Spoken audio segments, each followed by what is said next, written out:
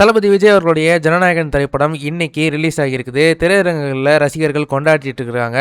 இது ஒரு பக்கம் இருந்தாலுமே தமிழகத்துல சில திரையரங்குகள்ல இந்த திரைப்படம் இன்னைக்கு ரிலீஸ் ஆகல. உங்கள் சத்யாவில் இப்பொழுது ஆடி அதிரடி தள்ளுபடி. திருத்தணியில் இருக்கிற திரையரங்குகளில் பார்த்தீங்கன்னா இன்னைக்கு ஜனநாயகன் திரைப்படம் ஆக்சுவலி ரிலீஸ் ஆகியிருக்கு.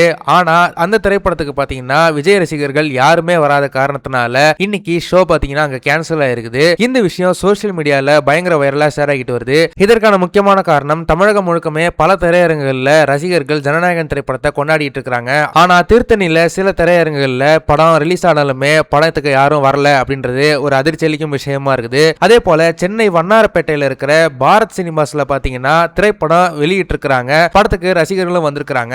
ஆனா படம் பாத்தீங்கன்னா எதிர்பாராத விதமா பாதியிலே நிறுத்தப்பட்டிருக்கு. இந்த விஷயமே சோசியல் மீடியால பயங்கர வைரலா ஷேர் ஆகிட்டு வருது. அதே போல தஞ்சாவூர்ல இருக்கிற ஸ்ரீபதி சினிமாஸ்ல பாத்தீங்கன்னா அவங்களோட தியேட்டர்ல திரைப்படத்தை ரிலீஸ் பண்ண முடியல அப்படின்ற மாதிரி அவங்க சொல்லிட்டாங்க.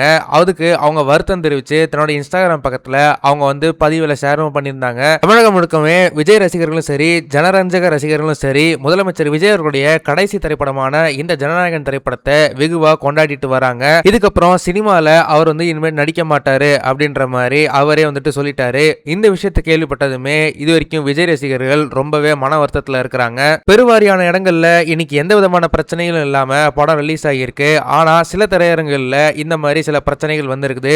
இதை பார்த்த சில விஜய் ரசிகர்கள் விஜய் அவர்கள் படம் என்னைக்குமே பிரச்சனை இல்லாம வெளியானதே இல்ல அப்படின்ற மாதிரி சொல்லி இருக்கிறாங்க.